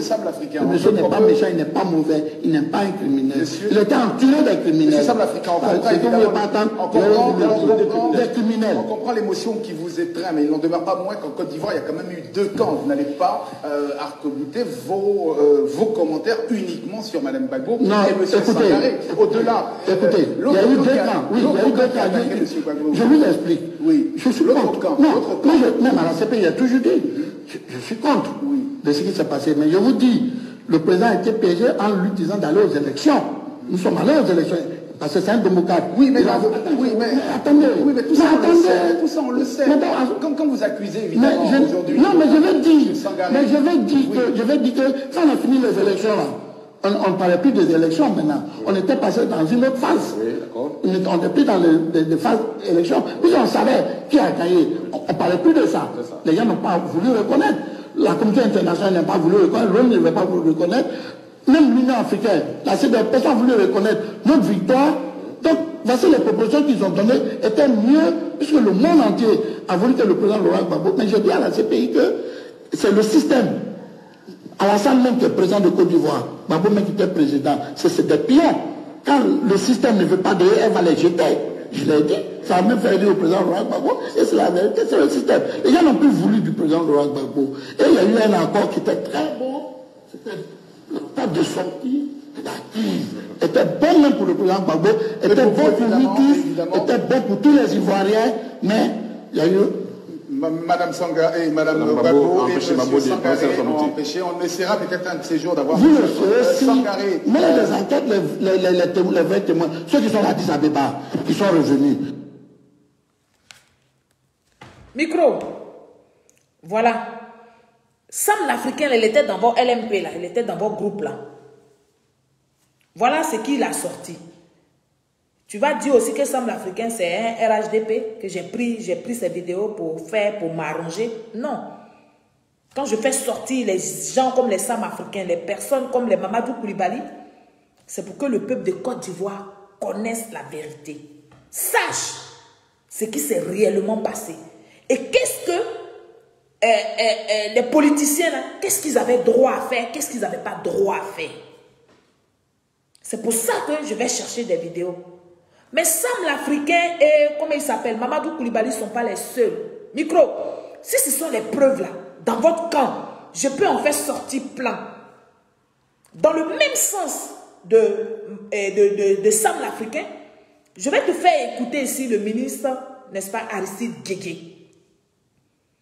qui a reconnu aussi que le président Laurent Gbagbo voulait signer Il connaît la pensée de Laurent Gbagbo. Laurent Gbagbo, sa pensée là, ce n'était plus de rester au pouvoir. Mais son entourage. Encore Aboudraman Sangaré et sa femme. Monsieur le ministre allait dans le même sens que Sam l'Africain. Ça, ce n'est pas des preuves vidéo des gens du RHDP, hein, mais ce sont les preuves vidéo des gens qui sont chez vous. Parce que quand M. Aristide faisait ça, et jusqu'à présent, l'amour qui est entre M. Aristide et M. Laurent Gbagbo, cet amour-là ne s'est pas déplacé, n'a pas changé d'un iota. Et dans cet extrait de vidéo, il était même allé plus loin pour décrire, pour nous donner un peu quelques éléments de ce qui les liait. Pour te dire que selon une série là, quand elle se met sur Facebook, elle ne vient pas donner son ressenti. Elle vient pour édifier le peuple de Côte d'Ivoire. Quand je me mets sur Facebook, c'est pour que ceux qui m'écoutent, quand ils sortent de là, ils aient appris quelque chose. Ils aient compris ce qui s'est réellement passé pendant la crise. Vous ne voulez pas qu'on remue le couteau dans la plaie? Comportez-vous correctement. Parce que tant que vous allez déraper, on va vous dire votre vrai nom. Oui, on va dire où vous êtes quitté. Nous, on ne va pas vous donner de nationalité, hein, mais votre nom propre, là, on va vous dire ça. C'est de ça qu'il est question. On va écouter ici le ministre Aristide Guégué. Grand frère, laisse-moi parler un peu aujourd'hui. J'entends souvent, il a trahi, il a fait ceci et cela.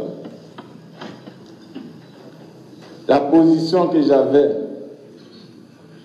en 2011 est la même. Et tu le sais, grand frère.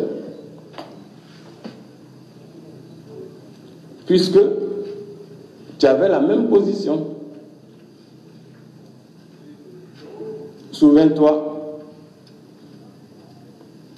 au palais, au plateau, on était deux, tu m'as envoyé, tu as dit, va chez Mangou, je vais retourner à Mama.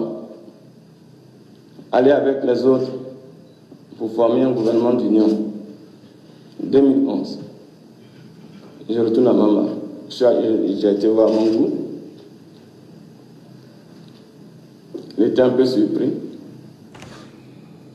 Il a dit, bon... Pause, monsieur le ministre.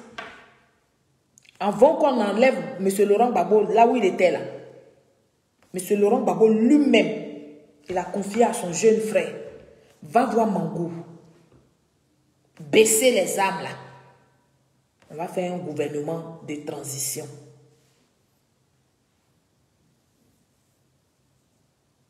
Micro, est-ce que ça tu ne le savais pas? Tu le sais, mais comme vous faites exprès pour abrutir le peuple de Côte d'Ivoire, souffrez que mon Solange a cherché les preuves pour venir vous parler avec les preuves.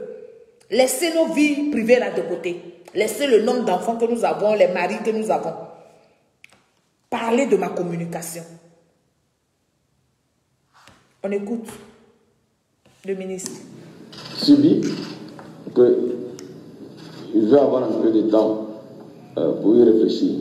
Il n'a jamais eu le temps, puisque ceux qui ne voulaient pas que tu retournes à Mama ont pris le dessus.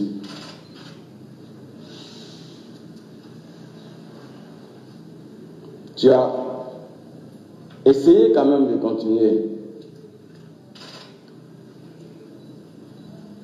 à aller directement à la réconciliation dès 2011. Un discours a été préparé pour accepter l'accord que proposait l'Union africaine, le gouvernement de l'Union.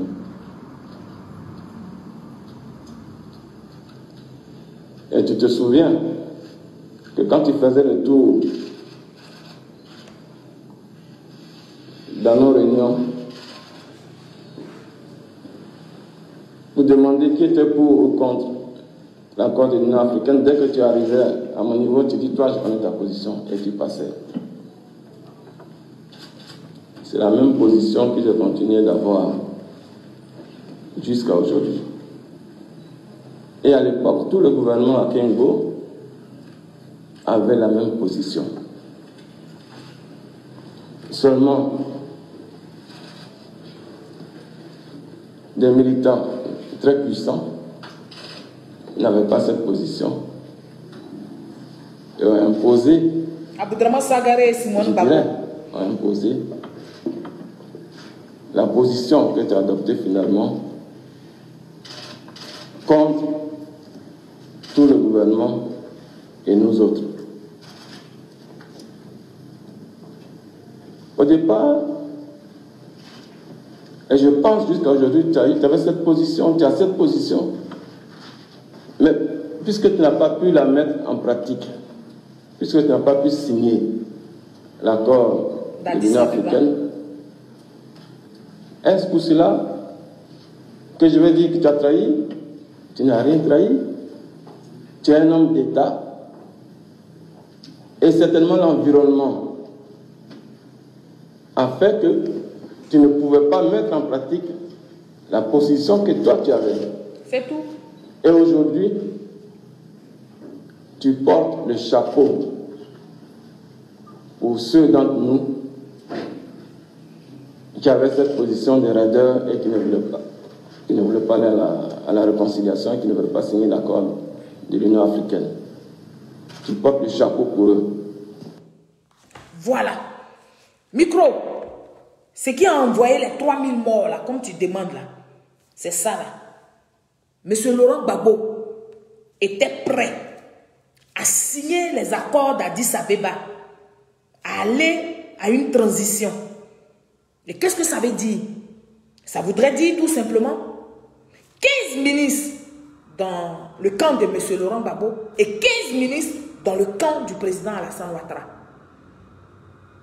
Mais comme l'a si bien dit Sam l'Africain, M. Aristide Guégué, il est resté réservé, n'a pas dit des noms. M. Laurent Gbagbo, pendant qu'il voulait signer les accords d'Addis Abeba et puis passer à une transition, Mme Simone Gbagbo et M. Aboudraman Sangaré, qui aujourd'hui, sous la terre, là, ont refusé que M. Laurent Gbagbo signe ces accords d'Addis Abeba, de faire un gouvernement de transition. C'est-à-dire 15 ministres RHDP et 15 ministres LMP. Micro, voici ce qui a entraîné les 3000 morts.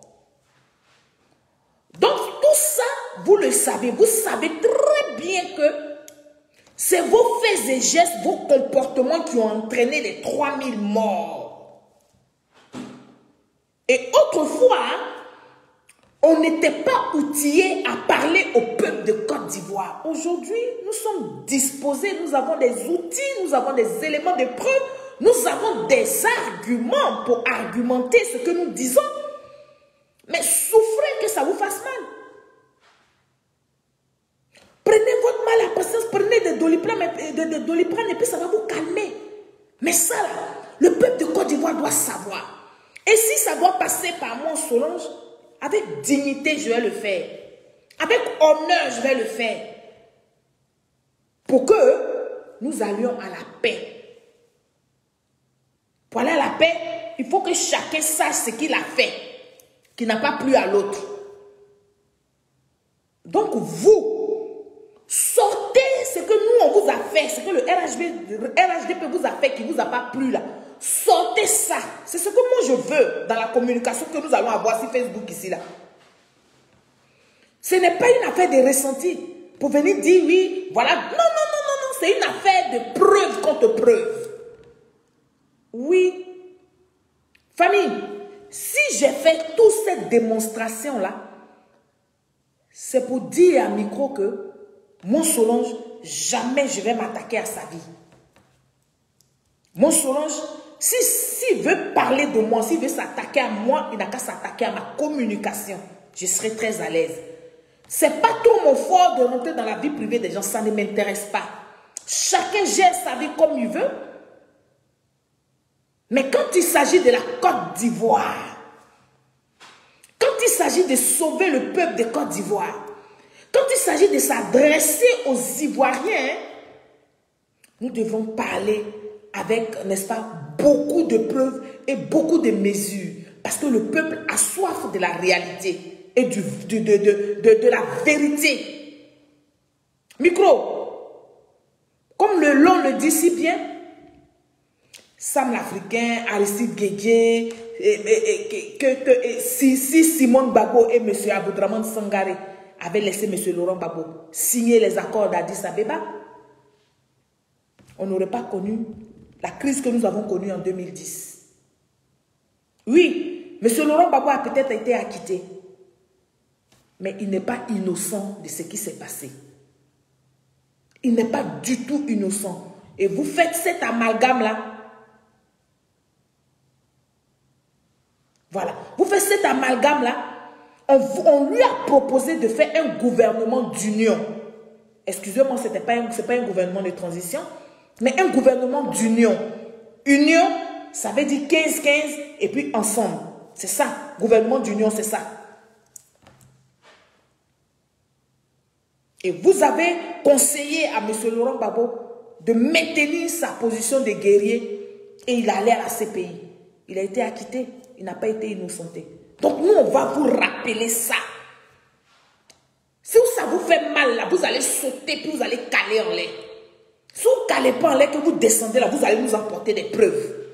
Mais moi, je suis posé ici et puis je vous attends. Je suis prête et puis je suis là. Vous nous avez trop étouffé la vérité. Et vous voulez encore continuer de mentir? Non. Nous allons écouter, chers parents, cette dernière vidéo-là pour toujours mettre un micro à l'aise. C'est de ça qu'il est question. Dites à micro que je m'appelle Seri Solon, ici de Grand Bélam, ici de Guy Bérois. Je ne suis pas baoulé. S'il veut me donner non baoulé aussi, je prends. Voilà. Les 3000 morts de la crise post-électorale 2010-2011 en Côte d'Ivoire sont de la responsabilité de celui qui refuse de reconnaître le verdict du peuple, Laurent Gbagbo. Ils sont de la responsabilité. Les 3000 morts de la crise post-électorale 2010-2011 en Côte d'Ivoire sont de la responsabilité de celui qui refuse de reconnaître le verdict du peuple, Laurent Gbagbo. Ils sont de la responsabilité évidemment immédiate de cette armée que M. Gbagbo met au service du dessein personnel de confisquer le pouvoir. Ces 3000 morts sont à comptabiliser sur le dos de l'action de Mme Gbagbo, qui en tant que numéro 2 autoproclamé et reconnu de fait du régime de Laurent Gbagbo, eh bien est comptable des décisions qui ont coûté la vie à des milliers d'Ivoiriens et de résidents de Côte d'Ivoire. Je ne reviendrai pas sur le rôle antécédent de Mme Gbagbo dans les escadrons de la mort, à travers son aide de camp personnel, le capitaine Seka Yapo Anselme, connu pour tous les crimes de sang, dont il a pris l'initiative personnelle, sous la recommandation de sa patronne. Je voudrais simplement dire que dans cette période, 2010-2011, on ne comprend rien à la dramaturgie, on ne comprend rien à la dramatique politique ivoirienne, si on ne reconnaît pas avec Simone Gbagbo ce qu'elle dit, je la cite, « Tous les ministres ont du respect pour moi et on me situe au-dessus d'eux.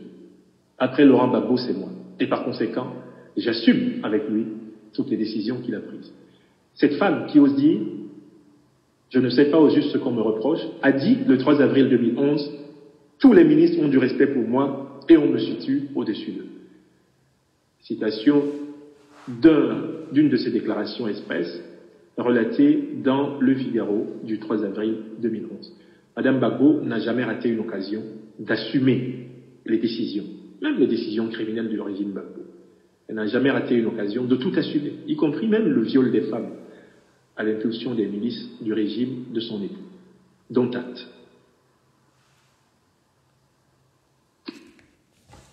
Voilà. Micro. Je pense que ce soir, tu as été servi.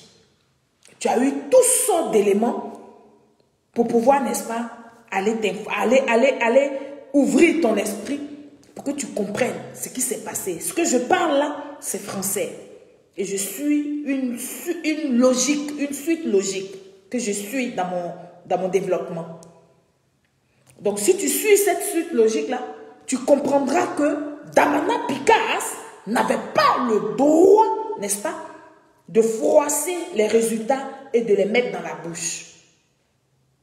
Ce que Damana Picasse aurait dû faire, C'est de laisser les choses faire et puis aller trouver son mentor, son camp et lui, aller saisir les institutions, n'est-ce pas, pour réclamation. Mais ce n'était pas à lui d'écraser les résultats et les mettre dans la bouche. Micro, il faut qu'à partir d'aujourd'hui, quand vous parlez au peuple de Côte d'Ivoire, ne leur dites pas que vous étiez là et puis des gens sont allés prendre des armes pour venir vous agresser. Non! Expliquez au peuple de Côte d'Ivoire que les gens sont venus vous agresser parce que M. Laurent Gbagbo, étant citoyen lambda, parce qu'il faut le dire, il n'était personne, a signé des accords, a fait des deals avec d'autres présidents qui n'a pas tout simplement respecté. Et ce n'est pas tout le monde qui supporte la roubladise. Expliquez ça à ceux qui vous suivent. Comme ça, après, ils sont libres dans leurs esprits de vous suivre, malgré qu'ils savent la vérité. Mais n'étouffez pas la vérité pour maintenir le peuple de Côte d'Ivoire dans la souffrance. Je dis non à cela. Son Excellence Alassane Ouattara, le président de la Côte d'Ivoire, il nous a demandé, nous, peuple ivoirien, le vivre ensemble. Il nous a demandé de faire un effort pour recoudre, n'est-ce pas, ce tissu de la cohésion sociale. Et nous sommes dans cette démarche. Nous voulons que le peuple ivoirien arrive, n'est-ce pas, à se regarder, à se parler sans animosité. C'est dans cette dynamique-là que je suis inscrite. Parce que je suis la fille du Prado. Donc, ne m'emmenez pas sur des terrains où je vais faire sortir. Non, non, non, non, non. Laissez-moi dans ma position où je suis là. Sensibiliser les Ivoiriens, alerter les Ivoiriens, mobiliser, c'est-à-dire que apporter l'information vraie aux Ivoiriens et puis leur parler de paix et d'amour. Parce que sans paix, sans amour, nous ne pouvons rien faire. Nous pouvons avoir un beau pays, nous pouvons avoir des ressources, mais si on n'a pas la paix, nous ne pouvons pas profiter de ces ressources-là. C'est de ça qu'il est question. Donc, peuple de Côte d'Ivoire, je vous invite, quand je fais ces démonstrations de vidéos, c'est tout simplement pour que vous connaissiez la vérité, pour que vous sachiez ce qui s'est réellement passé, mais pas de garder la haine. Sortez la haine de vos cœurs, tendez la main aux autres, et puis allons tout doucement à la paix. Parce que c'est vrai, c'est pas facile d'aller à la paix comme ça, puisque nos adversaires en face, ils sont dans du ressenti, ils ne sont pas réalistes. On ne va pas les brusquer à aller à la paix. On va partir avec ceux qui veulent partir à la paix. Et puis progressivement, ils vont nous suivre. Soyons tous des enfants du président Alassane Ouattara. Ne parlons pas pour parler. Si nous voulons nous adresser, il faut que nous parlons avec des éléments de preuve. Pour nous-mêmes nous rendre crédibles. C'était ce que j'avais à vous dire ce soir. Je vous aime. Vive la Côte d'Ivoire. Vive son Excellence le président Alassane Ouattara. Vive le Premier ministre Patrick Achi et tous les membres de son gouvernement. Et vive les Ivoiriens. Merci et à bientôt pour une autre émission. Au revoir.